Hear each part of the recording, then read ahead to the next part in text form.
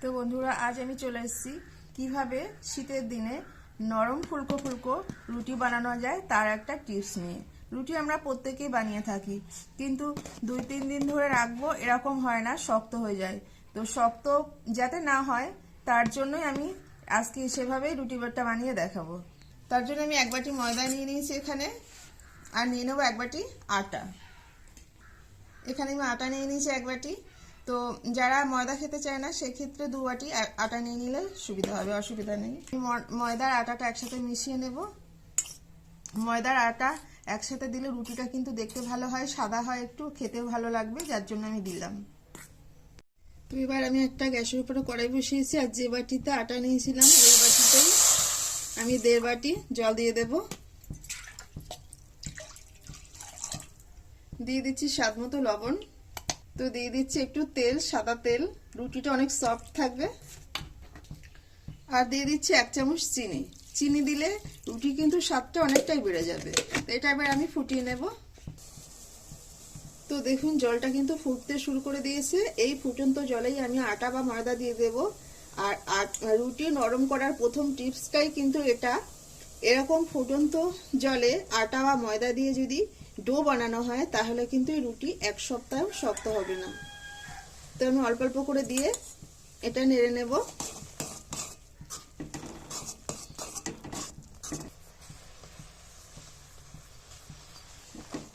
তো যখন আমি আটা দিয়ে নাড়বো তখন কিন্তু গ্যাসের ফ্লেমটা একদম কমিয়ে দিতে হবে।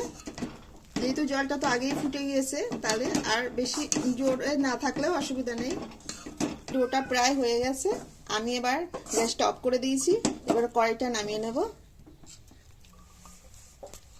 এখন এটা আমি অন্য পাত্রে ঢেললাম না, কড়াইটা নামিয়ে নিয়েছি, কড়াইয়ের উপরে রেখে দিয়েছি। আর চামচ দিয়ে এভাবে নেড়ে নেব। এত গরমে তো হাত দেওয়া যাবে না। তো এখানে আর একটা কাজ করতে হবে, সেটা হলো এই আমি একটু ঠান্ডা জল নিয়েছি, এভাবে এই ডোয়ের উপরে ছড়িয়ে দেব। তাহলে রুটিটা কিন্তু খুব সফট হয়।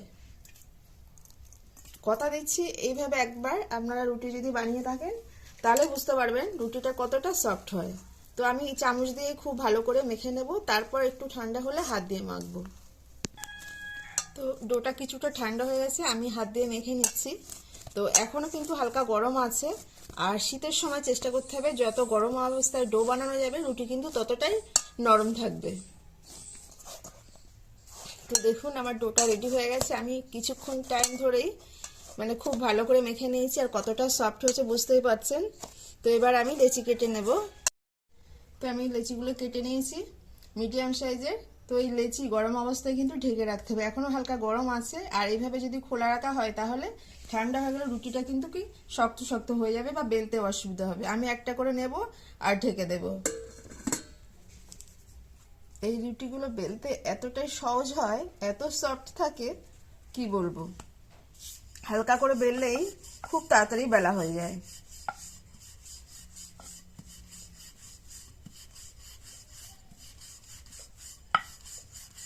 তো আমার রুটিটা বেলা হয়ে গেছে। তো কতটা পাতলা হয়েছে বুঝতেই পারছেন, একদম পাতলা হয়েছে। আমি এবার এই একটা বেলেছি, তো এবার সেঁকে নেব।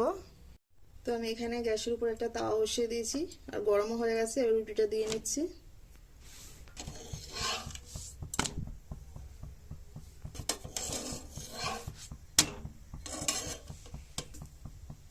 তো দেখতেই পাচ্ছেন রুটিটা কিভাবে ফুলছে, কিছুই করতে হচ্ছে না, এমনি এমনি ফুলে যাচ্ছে।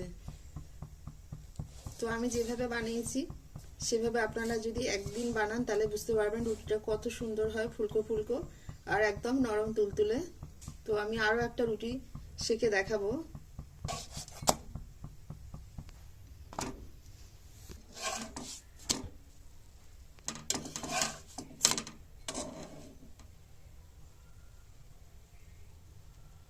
দেখুন এই রুটিটা ওরকম একইভাবে ফুলে যাচ্ছে। তো দেখতেই পেলেন আমি দুটো রুটি সেঁকে দেখালাম, কত সুন্দর ফুলে উঠলো।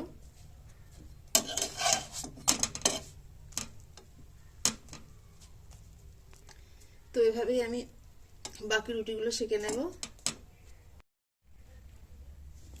তো রুটিগুলো দেখুন আমি সবগুলো সেঁকে নিয়েছি। আর কি বলবো কতটা নরম হয়েছে সেটা দেখলেই বুঝতে পারবেন, একেবারেই সফট হয়ে গেছে, যে হাতের ভিতরেই চলে আসছে।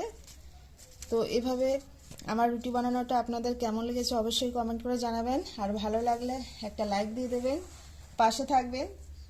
তো রুটিগুলো আমি এবার একটু সাজিয়ে দেব। এই রুটিগুলো আপনারা চা দিয়ে খেতে পারেন, তরকারি দিয়ে খেতে পারেন, যে কোনোর সঙ্গে নিয়ে নেবেন, খুবই ভালো লাগবে। আর 2-3 দিন তো দূরের কথা, যদি কেউ চাইলে 1 সপ্তাহ রাখেন তো 1 সপ্তাহ থাকবে, কোনো সমস্যা নেই।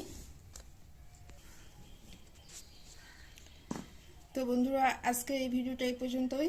তো দেখা হবে পরবর্তী ভিডিওর সঙ্গে। অবশ্যই পাশে থাকবেন, আমার এই ভিডিওটা একটু শেয়ার করবেন।